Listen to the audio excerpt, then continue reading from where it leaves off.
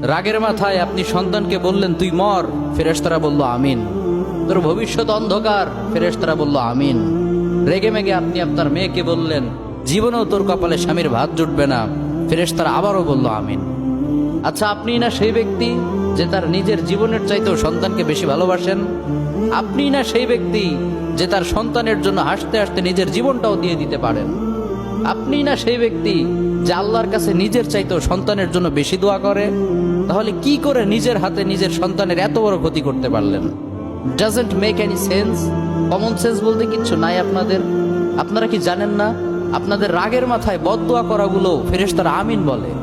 দাওয়াতুল ওয়ালিদ আলা ওয়ালাদিহি, বাবা মা তার সন্তানের জন্য যেই দোয়া করে সেটা ভালো হোক কিংবা বদদোয়া হোক, আল্লাহ সেটাই কবুল করে নেয়।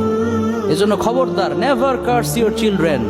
রাগের মাথায় কখনো সন্তানকে অভিশাপ করবেন না। খুব বেশি রাগ উঠে গেলে তার জন্য